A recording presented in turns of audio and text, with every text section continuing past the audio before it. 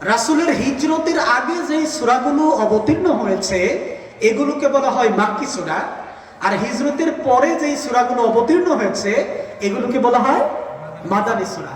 আমি যেই সূরাটা তিলাওয়াত করেছি এটা মাক্কি সূরা, এটা মাক্কি সূরা। এই সূরার মধ্যে মোট আয়াত সংখ্যা হচ্ছে 56টি। তন্মধ্য থেকে আমি 4টি আয়াত তিলাওয়াত করেছি।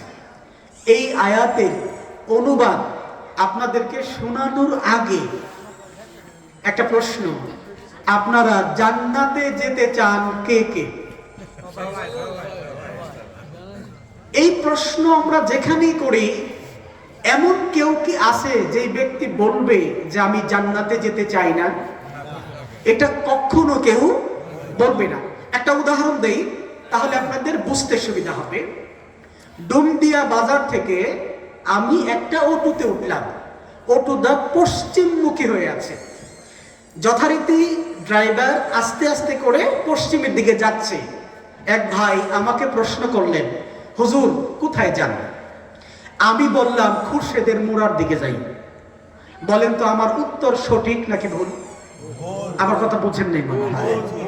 অটো পশ্চিমের দিকে যাচ্ছে, আমি বললাম আমি যাচ্ছি খুরশেদের মুড়ার দিকে। সাধারণত ডুমদিয়া থেকে পশ্চিমের দিকে হচ্ছে বীর উজুলির অবস্থান, পূর্ব দিকে হচ্ছে খুরশেদের মুড়ার অবস্থান। তো আমি মুখে বললাম খুরশেদের মুড়ায় যাচ্ছি, কিন্তু আমার কার্যক্রমে প্রমাণ করছি আমি হুজুরের দিকে যাচ্ছি। সুতরাং আমি যতই মুখ দিয়া বলি আমি খুরশেদের মুড়ার দিকে যাচ্ছি, আলটিমেটলি আমার যাত্রাকে খুরশেদের মুড়া না উজুলি? সম্মানিত ভাইরা আমার, আমাদের সমাজের প্রত্যেকটা মানুষকে যদি আপনি প্রশ্ন করেন, ও ভাই তুমি কি জান্নাতে যেতে চাও নাকি জাহান্নামে যেতে চাও, লোকটা মুখ খুলে বুকটাকে বড় করে শরীরের সমস্ত শক্তি একত্রিত করে আপনাকে জবাব দেবে, অবশ্যই আমি জান্নাতে যেতে চাই। কিন্তু আপনি যদি তার কাজ কামগুলোকে অবলোকন করেন, তার হাবভাব, তার চলাফেরা, তার মুআমালা, তার মুআশারা, তার উঠা বসা, তার সামাজিক রীতি, তার অর্থনীতি, তার রাজনীতি, তার সমুদয় বিষয়গুলোকে যদি আপনি অবজারভেশন করেন, তাহলে জান্নাতি মানুষের বৈশিষ্ট্য তার মধ্যে খুঁজে পাবেন না। বরং জাহান্নামে যাওয়ার জন্য যেই কাজগুলো দরকার, যেই রকম লাইফস্টাইল ফলো করা দরকার, লোকটা তার জীবনটাকে ওইভাবে পরিচালিত করতেছে, জাহান্নামের দিকে যাচ্ছে। কিন্তু আপনি যদি তাকে বলেন তুমি কি জান্নাতে যেতে চাও নাকি, তখন সে বলবে অবশ্যই জান্নাতে যেতে চাই, কিন্তু তার পরিপূর্ণ কাজকাম হলো জাহান্নামী। বুঝাইতে পারি নাই? লোকটা যাচ্ছে উজুলি কিন্তু বলতেছে যাচ্ছে খুরশেদের মুড়। ঠিক তদ্রুপ আমাদের সমাজের এরকম অসংখ্য মানুষ আছে যাদের কাজ কাম, কথাবার্তা, লেনদেন, মুআমালা, মুআশারা সমস্ত কিছু জাহান্নামের পথে, কিন্তু সে বলতেছে আমি জান্নাতের দিকে যাচ্ছি। কথাটা কেন বললাম? আমি আপনাদেরকে প্রথমেই প্রশ্ন করেছিলাম আপনারা কারা জান্নাতে যেতে চান? আপনারা সবাই হাত তুলেছেন জান্নাতে যেতে চান। কিন্তু আমি যে সূরার যে 4টা আয়াত তিলাওয়াত করেছি, এই 4টা আয়াতের মধ্যে আল্লাহ রাব্বুল আলামিন জাহান্নামে যাওয়ার জন্য 4টা কাজের কথা বলেছেন। কয়টা কাজ? কথা বুঝেন নেই? এই 4টা কাজ যাদের মধ্যে পাওয়া যাবে, তারা যতই মুখ দিয়া বলুক আমরা জান্নাতে যাচ্ছি, তারা তত বেশি জাহান্নামের দিকে যাবে। বুঝেন? আল্লাহ বলেছেন 4টা কাজ করলে জাহান্নামে যেতে হবে। এই 4টা কাজের সাথে যারা জড়িত থাকবে, তারা সারাদিন যদি মুখ দিয়ে বলে আমরা জান্নাতে যেতে চাই, আল্লাহর কথা সত্য নাকি লোকটার কথা সত্য? সুতরাং আমার আজকের আলোচ্য বিষয় হবে জাহান্নামে যাওয়ার 4টি কারণ। পিছনের ভাইরা, আপনারা কি আমার আলোচ্য বিষয় বুঝে পেয়েছেন? কথা বলতে হবে। বলেন তো বুদ্ধি করে আমার আজকের আলোচ্য বিষয় কি? জাহান্নামে যাওয়ার 4টি কারণ। এবার বলেন কি? কথা বলে না রে ভাই। জাহান্নামে যাওয়ার 4টি কারণ। ভাইরা মনে করতেছে যদি বলি জাহান্নামে যাওয়ার 4টি কারণ, যদি আমরা জাহান্নামে চলে যাই প্রিয় ভাই, আপনি যতই মুখ দিয়ে না বলেন, চারটা কাজ যদি করেন, আপনি চাইলেও যেতে হবে, না চাইলেও জাহান্নামে যেতে হবে। সুতরাং আপনাকে একটু মনোযোগী হতে হবে। যেই চারটা কাজ নিয়ে আলোচনা করব, তার একটা কাজও যদি আপনার ভেতরে, আমার ভেতরে থাকে, তাহলেও আমাকে আপনাকে জাহান্নামে যেতে। প্রিয় ভাই, আসুন আমরা আগে অর্থটা জানি। অর্থ জানার আগে অর্থের প্রেক্ষাপট আপনাদের জানা দরকার। কি জানা দরকার? দেখুন, সরাসরি কোরআনের আয়াত আপনাদের সামনে যদি বলি, আপনি যতটা বুঝবেন এই আয়াতটা, এই সূরাটা কোন কারণে নাজিল হয়েছে, ওইটা বইলা যদি আপনাকে অর্থ বলি, তাহলে আপনার বুঝতে আরো বেশি সুবিধা হবে। এই জন্য এই আয়াতটা আমি যখন আপনাদেরকে অর্থ সহ উপস্থাপন করব, তার আগে যদি এই আয়াতের প্রেক্ষাপটটা জানা থাকে, তাহলে আপনি দেখবেন একেবারে ক্লিয়ার, পানির মতো বুঝে যাচ্ছেন।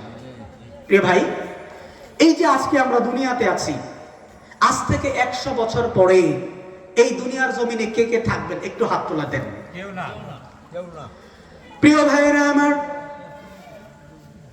100 বছর পরে আমাদের এইখানে আমরা কেউ জীবিত থাকবো না। কোনো একদিন, আজকে সকাল বেলায় 10:38 একটা ভূমিকম্প হয়েছে, লক্ষ্য করছেন কি? এই ভূমিকম্পে বাংলাদেশের বিভিন্ন জায়গা থরথর করে কেঁপেছে।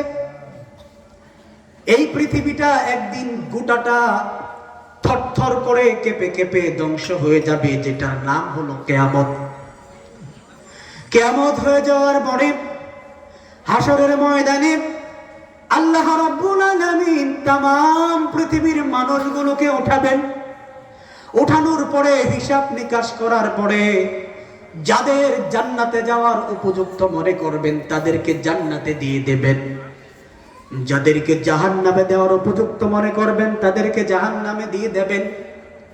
জান্নাত এবং জাহান্নামের মধ্যে লক্ষ লক্ষ মাইল দূরত্ব হওয়া সত্ত্বেও জান্নাতীরা ইচ্ছে করলেই জাহান্নামের সাথে কথা বলতে পারবে। জান্নাতীরা জান্নাতে চলে যাবে, জাহান্নামীরা জাহান্নামে চলে যাবে। এইভাবে অনেক দিন চলে যাওয়ার পরে একদিন দুনিয়ার কিছু মানুষ মনে করবে, আমরা যে জান্নাতে আছি, একসাথে তো আমাদের দুনিয়া এলাকার সব মানুষ ছিলাম, জান্নাতে তো সবাইকে দেখতে পাচ্ছি না, কিছু মানুষ তো নাই। আপনারা আমার কথা বুঝতেছেন? কিছু মানুষ ভাববে জান্নাতীরা দুনিয়ায় ধরেন 1000 মানুষ ছিলেন, তার মধ্য থেকে 100 মানুষ জান্নাতে এসেছে, বাকি 900 মানুষ কোথায়? খুঁজতে খুঁজতে জান্নাতের বারান্দার মধ্যে উকি দিবে জান্নাতীরা, নিচে তাকিয়ে দেখবে জাহান্নামের দাউ দাউ আগুনের মধ্যে ডুব দেওয়ার ওই 900 মানুষ হাবুডুবু খায়। ওই জান্নাতি মানুষগুলো তখন ওই জাহান্নামীদেরকে লক্ষ্য করে বলবেন, মা সালাকাকুম ফি সাকার।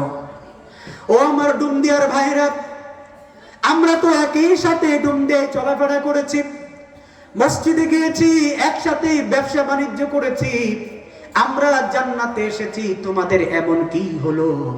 মা সালাকাকুম ফি সাকার, তোমরা কেন সাকার নামক জাহান্নামে গেলে? তাহলে এই প্রশ্নটা কে করবে? যারা জান্নাতি তারা জাহান্নামীদেরকে, এটা কেন লাগাচ্ছ না কেন, এই লাইন দিচ্ছ না কেন? তাহলে জান্নাতি ব্যক্তিরা জাহান্নামীদেরকে লক্ষ্য করে বলবে, মা সালাকাকুম ফি সাকার। ভালো করে লাগাও, নয়তো সাউন্ড হবে না। মা সালাকাকুম ফি সাকার, তোমরা জাহান্নামে কেন এসেছো? সাকার নামক জাহান্নামে কেন এসেছো?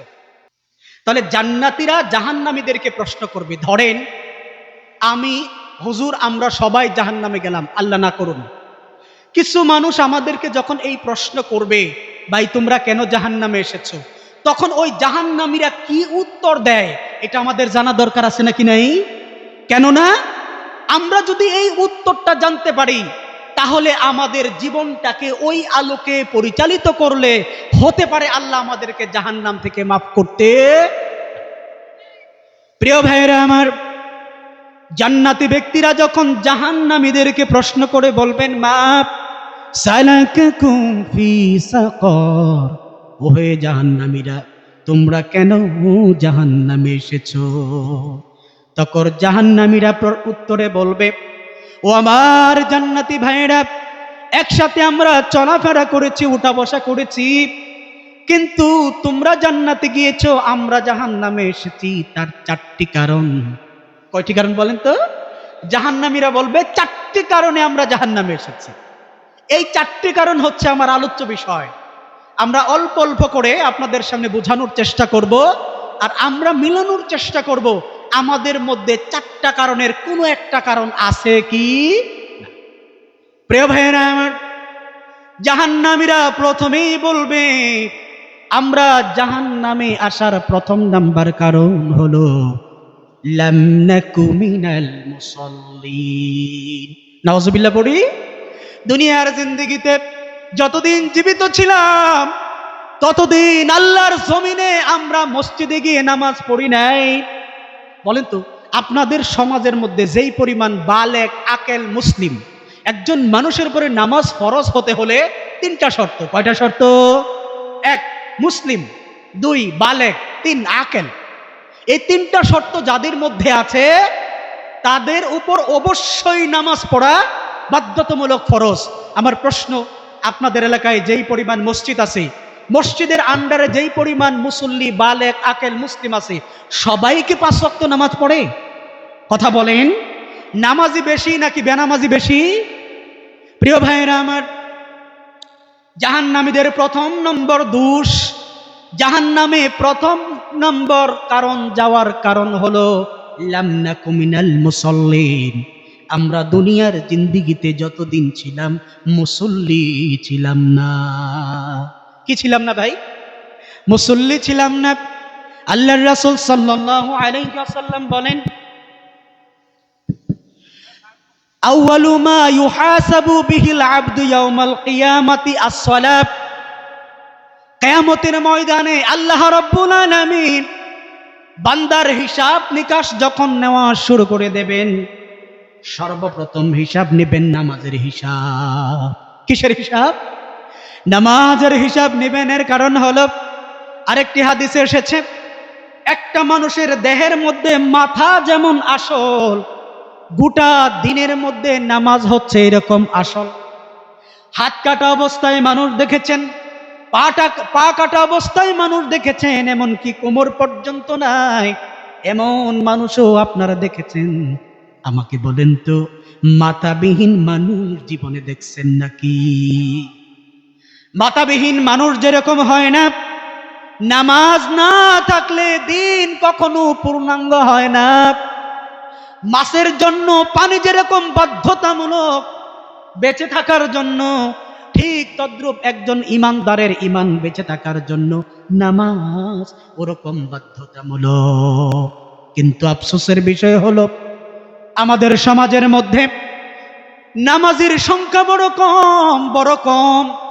তারপরেও যারা নামাজ পড়ে, শুক্রবারের শুধুমাত্র নামাজ পড়ে, শুধুমাত্র জানাজার নামাজ পড়ে, শুধুমাত্র ঈদের নামাজ পড়ে, শবে কদর শবে বরাতের নামাজ পড়ে, আর নির্বাচন যখন ঘনিয়ে আসে তখন নেতারা নামাজি হয়ে যায়। মূলত আমাদের সমাজে এক আল্লাহর জন্য নামাজ পড়ুন লোকের সংখ্যা বেশি নাকি কম? প্রিয় ভাইয়েরা আমার, আল্লাহর জন্য যদি আপনি নামাজ পড়েন তাহলে জীবনে কোনোদিন নামাজের মধ্যে তাড়াহুড়া করতে পারবেন না। কথা বোঝেন নাই মনে হয়। আপনি কার জন্য নামাজ পড়বেন? আল্লাহর জন্য। সুতরাং আল্লাহর জন্য নামাজ পড়বেন, ভেতরে তামান্না থাকবে নামাজ যত সুন্দর হবে আমার আল্লাহ এত বেশি খুশি হবে। আর আপনার ভেতরে যদি আল্লাহর ভয় না থাকে, আল্লাহর রাজি খুশি যদি না থাকে, শুধুমাত্র মানুষকে দেখানোর জন্য যদি নামাজ পড়েন, তাহলে আপনি লক্ষ্য করবেন নামাজের মধ্যে দাঁড়ায় রয়েছেন, দেখবেন লোকটা নামাজ পড়ে এই কোণার মধ্যে টিকটিকি কই হাঁটে এটা দেখে, আপনার মাথার উপরে ফ্যানটা কেমন করে ঘুরে এটা দেখে, তারপরে এরকম করে জামাটাকে এরকম আপনার বাড়ি দেয়, এরকম করে। দেখছেন এরকম নামাজি? যেই সমস্ত নামাজিরা এইরকম করে নামাজের মধ্যে দাঁড়িয়ে, আমাকে বলেন তো তাদের ভিতরে কি আল্লাহর ভয় আছে নাকি নাই? আল্লাহর ভয় নাই। যদি থাকতো তাহলে জীবনে কোনোদিন আল্লাহর সামনে দাঁড়িয়ে সে এইরকম করতে পারতো। প্রিয় ভাইরা আমার, নামাজের ব্যাপারে আর দু একটা কথা বলে আমার পরবর্তী আলোচনা চলে যাব। নামাজ আমাদের সমাজে নামাজের ক্ষেত্রে, তার আগে একটা ছোট্ট কাহিনী বলে নেই যে আল্লাহর জন্য ইবাদত করাটা কত গুরুত্বপূর্ণ। হযরত মূসা আলাইহিস সালামের নাম আপনারা শুনছেন? এই হানের বাইরে কি আমার কথা বুঝেন? আপনারা কিন্তু উত্তর দেন না, আমার সাথে রাগ করছেন। একটু জিকির করেন, লা ইলাহা, ও জোরে লা ইলাহা।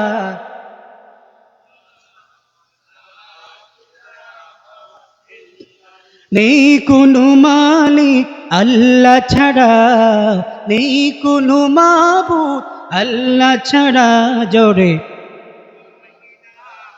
ইল্লাল্লাহ লা ইলাহা।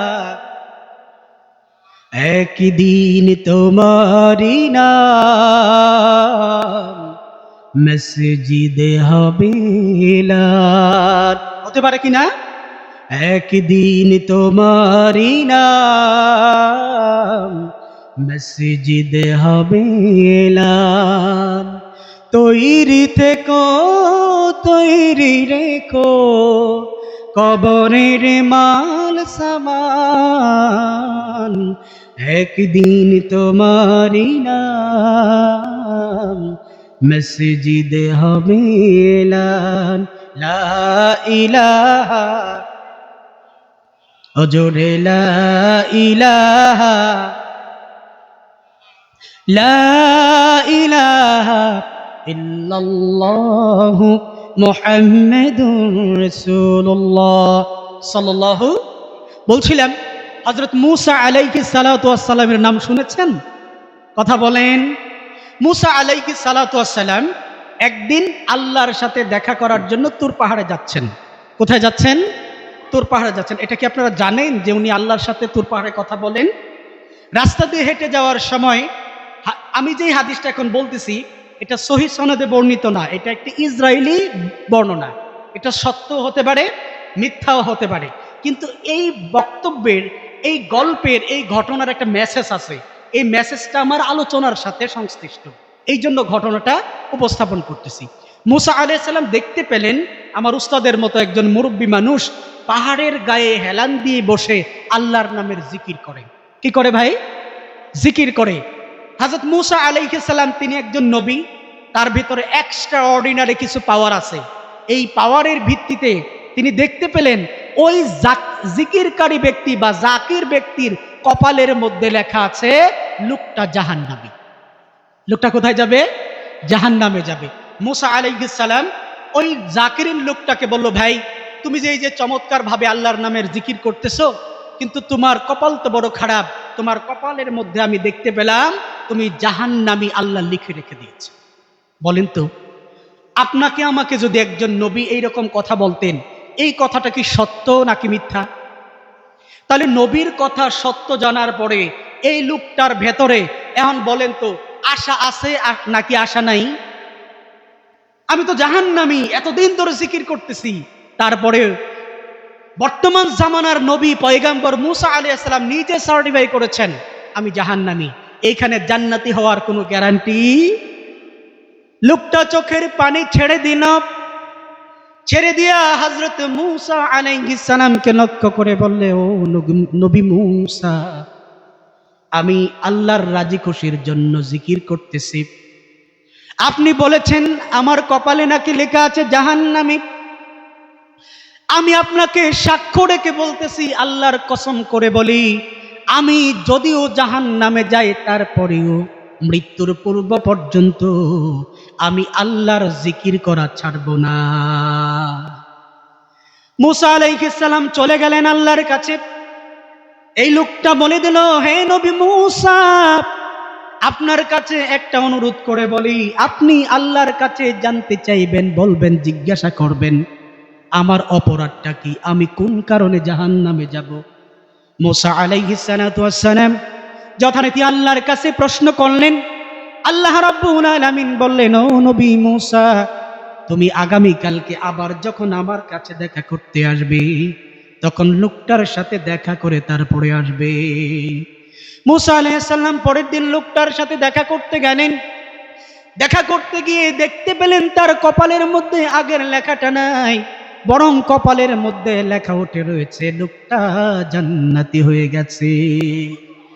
মুসা আলাইহিস সালাম অবাক হয়ে গেলেন, আল্লাহর কাছে ফরিয়াদ করে বললেন, রব্বুল আলামিন, গতকালকে আমি নিজের মুখে বলেছি লোকটা জাহান্নামী, আজকে তার কপালে জান্নাতি দেখতে পেলাম।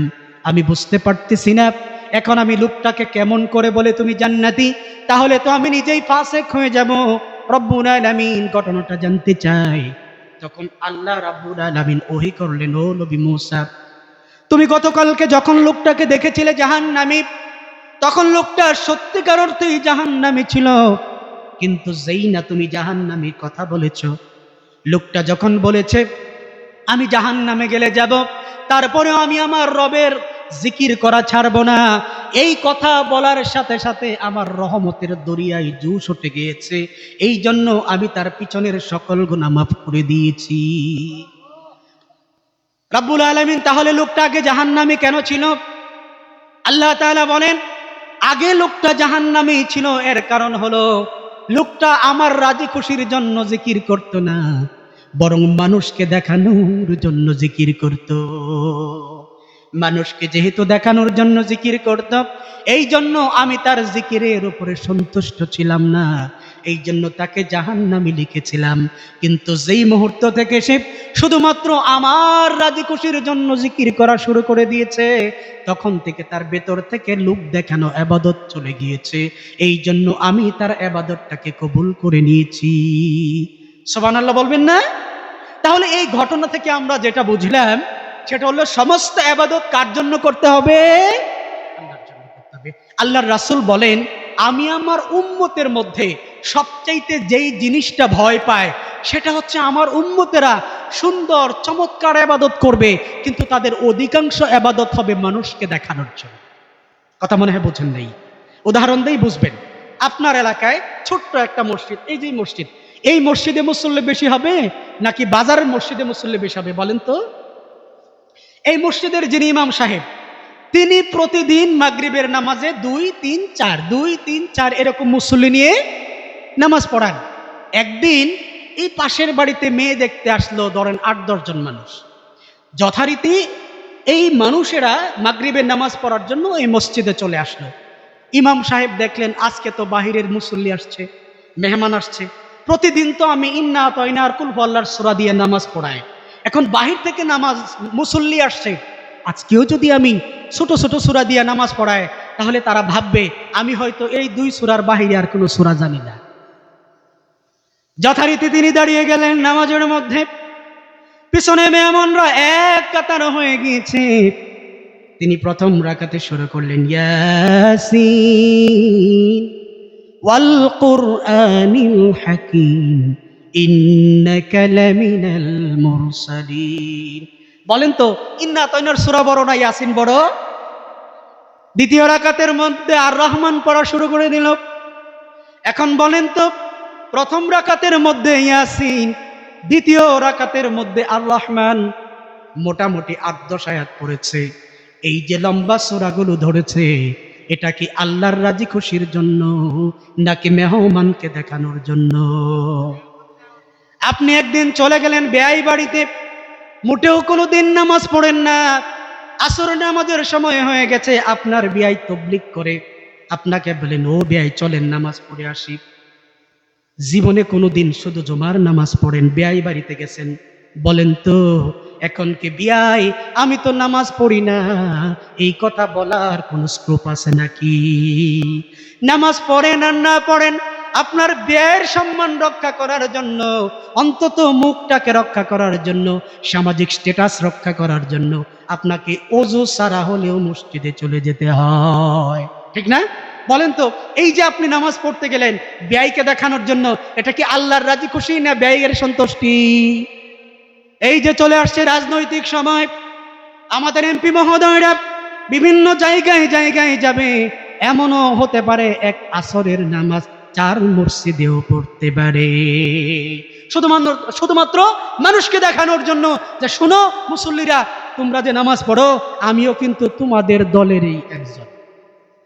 মানুষকে এই যে মৌসুমী নামাজি যারা, পলিটিক্যাল নামাজি যারা, তারা মসজিদে যায় নামাজ পড়ার জন্য দুইটা মাকসাদ নিয়ে। কয়টা মাকসাদ?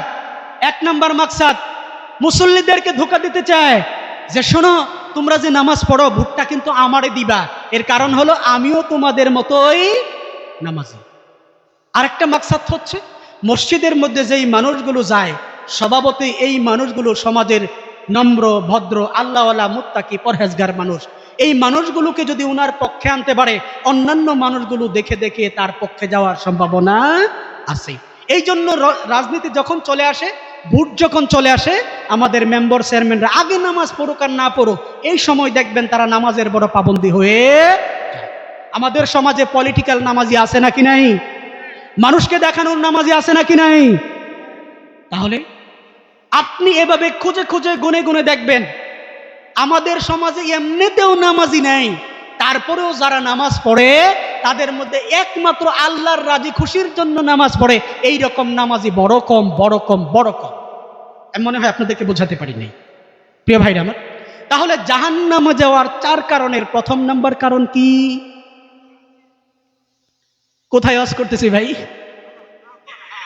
জাহান্নামে যাওয়ার 4 কারণের প্রথম নম্বর কারণ হচ্ছে জাহান্নামীরা নিজের মুখে সাক্ষ্য দিচ্ছে সূরা মুদ্দাসসিরের মধ্যে, লাম নাকু মিনাল মুসাল্লিন, আমরা মুসল্লি ছিলাম না, দুনিয়ার জিন্দেগিতে আমরা নামাজ পড়তাম।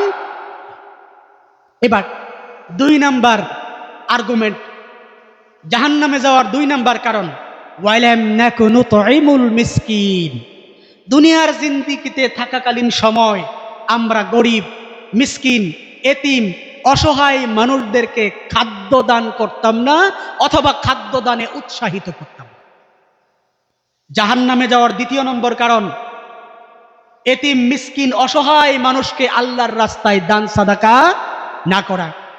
আল্লাহর রাসূল সাল্লাল্লাহু আলাইহি ওয়াসাল্লাম বলেছেন এমন একটা সময় আসবে, জামানা আসবে, যেই জামানায় মানুষ আল্লাহর রাস্তায় দান করাটাকে জরিমানা মনে করবে। কি মনে করবে? আচ্ছা বলেন তো এই জামানাটা আসবে নাকি এসে গেছে? এই যে মাহফিল হচ্ছে, মাহফিলের জন্য আপনি ডুমদিয়া বাজারে যাবেন, 20টা দোকানের ঘরের মধ্যে যাবেন, এর মধ্যে অন্তত 10 থেকে 15টা দোকানই দেখবেন আপনাকে দেখেই মুখটাকে কালো করে ফেলেছে। কথা বুঝেন নাই? আপনাকে দেখেই মুখটাকে কালো করে ফেলেছে। এমনকি আপনাকে 10 কথা শুনে সর্বশেষ পকেট থেকে মাত্র 10 টাকার একটা নোট বের করে দিয়া বলবে যে মাহফিল করতেছো ভালো কথা, তোমরা নিজেরা করতে পারো না, মানুষের বাড়ি বাড়ি গিয়ে ভিক্ষে করো কেন? এরকম বলে কিনা? কেন বলে? কারণ হচ্ছে তারা আল্লাহর রাস্তায় দান করতে মোটেও রাজি না। অথচ এই ডুমদিয়া বাজারে, হাই স্কুলের মাঠে অথবা পাশে কোনো একটা প্রতিষ্ঠানের মাঠে যদি একটা কনসার্টের আয়োজন করেন আর এই লোকগুলোর কাছে যদি যান তাহলে দেখবেন প্রথমে 500 টাকার একটা নোট বেরিয়ে আসছে।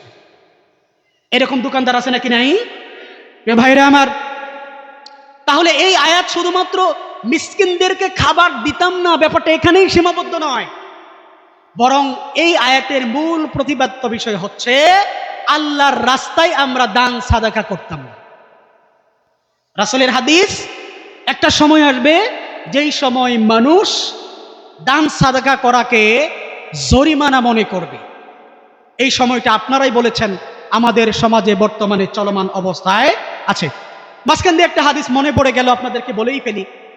আজকে সকাল 10টা 38 মিনিটে ভূমিকম্প হয়েছে। টের পাইছেন কি? ভূমিকম্প কেন হয় জানেন? বিজ্ঞানীরা অনেক কথা বলে, আমরা ওই সায়েন্সের যে সংজ্ঞা আছে ওই সংজ্ঞায় যেতে চাচ্ছি না, এ কঠিন কথা আপনারা বুঝবেন না। কিন্তু হাদিসের মধ্যে রাসূল কি বলেছেন? রাসূল বলেন সমাজের মধ্যে যখন 2টা অপরাধ বেড়ে যাবে, কয়টা অপরাধ? তখন তোমরা 2টা জিনিসের অপেক্ষা করো। অপরাধ কয়টা? ফলাফল কয়টা? 1 নাম্বার, যখন সমাজের মধ্যে মদকে বিভিন্ন নামে পান করা হবে। মদ খাবে না সরাসরি, কিন্তু মদের যে নেশা হয়, মাদকতা হয়, এই রকম নেশা হয়, নেশা জাতীয় বিভিন্ন জিনিস খাবে সমাজের মধ্যে।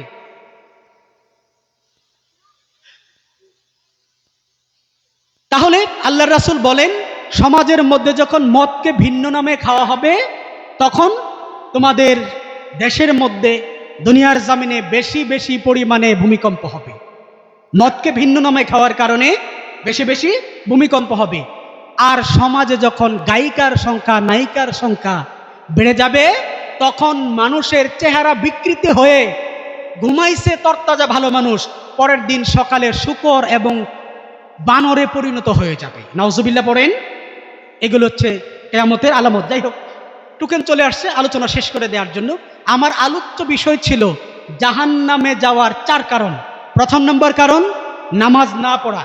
2 নম্বর কারণ মিসকিনদেরকে খাদ্য দানে উৎসাহিত না করা বা আল্লাহর রাস্তায় দান সাদাকা না করা। 3 নম্বর হচ্ছে ওয়াকুন্না নাখুদু মাআল খাইদিন, যারা বাজারের মধ্যে গিয়া, রাস্তার মধ্যে বসা, ওয়াজ মাহফিলের মধ্যে আইসা অযথা চাষতলে বসা গল্প গুজব করে, কথাবার্তা কয়, গীবত শিকায়াত করে, মিথ্যা কথা বলে, এই রকম যারা সময় ক্ষেপণ করে, সময় নষ্ট করে, আমরা তাদের সাথে বসে বসে আড্ডাবাজি করতাম। বুঝেন নাই মনে হয়? আমাদের সমাজে অহেতুক সময় নষ্ট করে আড্ডাবাজি করে এরকম মানুষ সমাজে 2-4 জন আছে নাকি নাই? তারা এই আয়াতের অন্তর্ভুক্ত। ওয়াকুন্না নাখুদু মাআল খাইদিন, আমরা যারা সময় নষ্ট করত বেহুদা, তাদের সাথে বসে বসে সময় নষ্ট করতাম। তাহলে জাহান্নামে যাওয়ার 3 নাম্বার কারণ হচ্ছে অযথা বেহুদা সময় নষ্ট করা। 4 নাম্বার ওয়াকুন্না নুকাযযিবু বিয়াউমিদ্দিন, কিয়ামতের দিনকে, পরকালকে আমরা অস্বীকার করতাম। এটা ব্যাখ্যা সাপেক্ষ বিষয়, 2-1 কথায় শেষ করা যাবে না। তবে আমার আজকের আলোচ্য বিষয় ছিল যেই 4 কারণে জাহান্নামে যেতে হয়। প্রথম নম্বর কারণ বেনামাজি, 2য় নম্বর কারণ আল্লাহর রাস্তায় দান না করা, 3য় নম্বর কারণ অহেতুক অযথা সময় নষ্ট করা, 4 নম্বর কারণ হচ্ছে কি বলছিলাম, পরকালকে অস্বীকার করা। এই 4টার কোনো একটা আমাদের সমাজের মানুষের মধ্যে পাওয়ার সম্ভাবনা আছে নাকি নেই? তাহলে এই আয়াতটি ডুমদিয়ার মানুষের জন্য প্রযোজ্য না? কথা বুঝেন নাই? যদি এই 4 কারণের কোনো এক কারণ ডুমদিয়ার মানুষের মধ্যে পড়ে যায়, পাওয়া যায়, তাহলে তাদেরকে বুঝি জাহান্নামে দেওয়া হবে না? প্রিয় ভাইরা আমার, আজকের আলোচ্য বিষয় থেকে আপনাদেরকে কি আমি কিছুটা হলেও বুঝাইতে পারছি? জাহান্নামে যাওয়ার যে 4 কারণের কথা বললাম, প্রথম নম্বর কারণটার দিকে আমরা অন্তত একটু মনোযোগী হই। বেনামাজির সংখ্যা আমাদের সমাজে বেশি নাকি কম? যদি আমাদের মধ্যে বেনামাজি থেকে থাকি, আল্লাহর রাস্তে আসুন বেনামাজির কাঁটা থেকে নামটা কাটিয়ে ফেলি। আমরা নামাজি হয়ে যাই, আমরা আল্লাহর রাস্তায় দান সাদকা করি, অযথা বেহুদা গাল গল্প করে আমরা সময় নষ্ট না করি, পরকালের প্রতি বিশ্বাস স্থাপন করি, পরকালের জীবনের কথা চিন্তা করে ওই অনুযায়ী আমরা আমল করি। আল্লাহ রাব্বুল আলামিন আমাদেরকে তৌফিক দান করুক।